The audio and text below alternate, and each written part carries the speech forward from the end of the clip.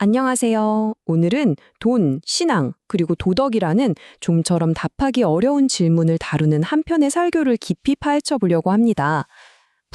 그러니까 재물은 과연 축복일까요? 아니면 저주일까요? 같이 한번 그 답을 찾아가 보시죠. 이 설교는 성경에 아주 강력하고 어떻게 보면 좀 섬뜩한 구절로 시작하는데요. 부자들을 향해서 곧 닥칠 불행 때문에 울고 통곡하라고 경고합니다. 와, 정말이지 오늘 이야기를 시작하기에 이보다 더 강렬할 순 없겠네요. 자, 그럼 이런 질문이 바로 나오겠죠. 부자인 게 죄인가요? 이 질문이야말로 부에 대한 종교적인 경고와 또 어떻게든 성공하고 싶어하는 우리 현대사회의 열망 사이에서 우리가 느끼는 그 팽팽한 긴장감을 그대로 보여주는 것 같아요. 여기서 아주 흥미로운 지점이 나옵니다. 성경은 분명 이렇게 부자들에게 경고하고 있는데 정작 이 설교를 한 목사님은 평소에 교인들이 부자 되게 해달라고 재정적으로 성공하게 해달라고 기도한다는 거예요. 잠깐만요. 이거 뭔가 앞뒤가 안 맞는 말 아닌가요? 완전 모순처럼 들리죠? 바로 이 지점에서 설교는 그 모순을 해결할 아주 명쾌한 답을 내놓습니다. 뭐냐면요. 문제는 부 그 자체가 아니라는 겁니다. 성경이 비난하는 건 돈이 많다는 사실이 아니라 그 부를 가진 어떤 사람들의 행동이라는 거죠. 그러니까 성경이 경고하는 대상은 모든 부자가 아니라는 말입니다. 그 경고는 아주 특정한 부류, 설교에서 말하는 악한 부자를 향한 것이라고 명확하게 선을 긋습니다. 그렇다면 악한 부자와 깨끗한 부자는 대체 어떻게 다른 걸까요? 이 설교는 아주 명확한 기준을 보여줍니다. 악한 부자는 부당하게 부를 쌓고 다른 사람을 착취하고 자기 만족을 위해 살죠. 반면에 깨끗한 부자는 정당하게 벌고 그걸 다른 사람과 나누고 섬기면서 사회적 책임을 다합니다. 완전히 다르죠. 그럼 설교에서 말하는 악한 부자는 구체적으로 어떤 행동을 할까요? 지금부터 성경이 콕 집어서 지적하는 4가지 죄를 하나하나 자세히 들여다보겠습니다.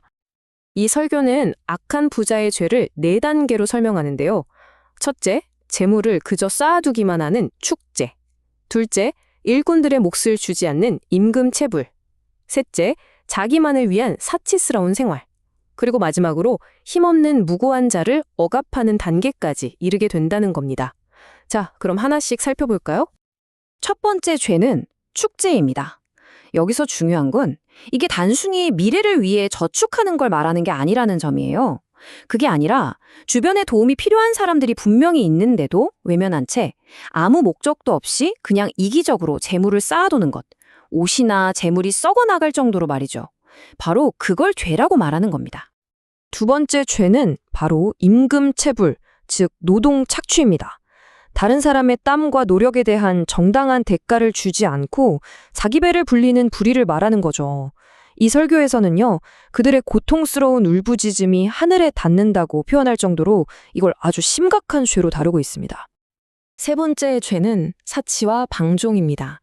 특히 다른 사람을 착취해서 얻은 그 돈으로 자기만의 쾌락을 누리는 도덕적인 타락을 꼬집는 거죠.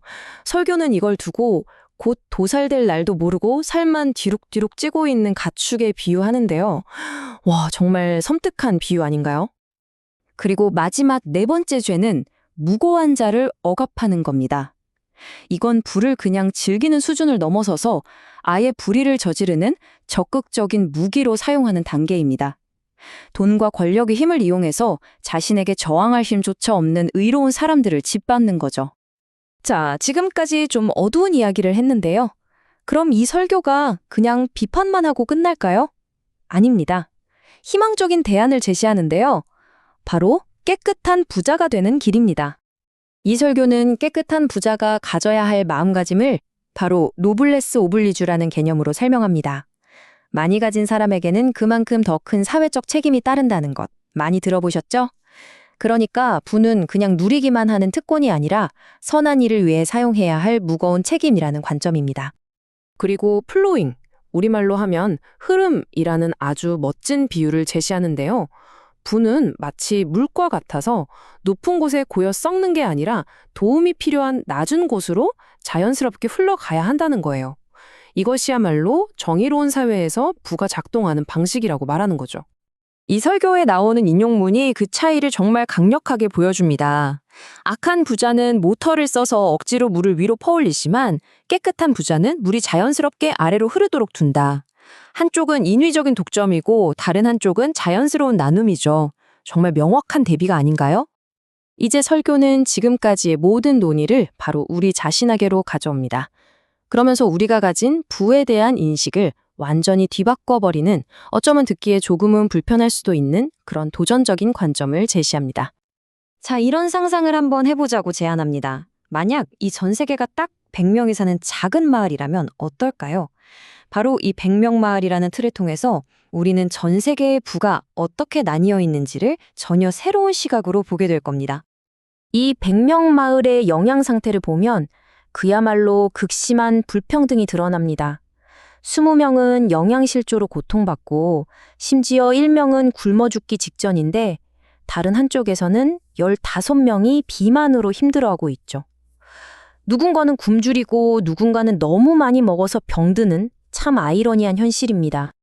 그리고 설교는 이렇게 묻습니다. 자, 여러분 자신을 한번 생각해 보세요.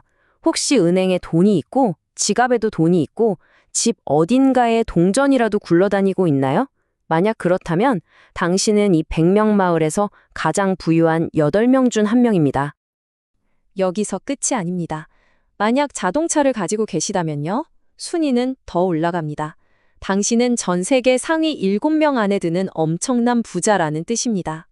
바로 이게 이 설교가 던지는 마지막 핵심 메시지입니다. 우리는 스스로를 그저 평범한 사람이라고 생각할지 모르지만 이 거대한 지구적 관점에서 보면 성경이 그토록 경고하던 그 부자가 바로 우리 자신일 수 있다는 그런 충격적인 깨달음을 주는 거죠. 오늘의 이야기는 이 도발적인 질문과 함께 마무리하겠습니다. 만약 두가 도구라면 당신은 그 도구로 무엇을 만들고 있습니까?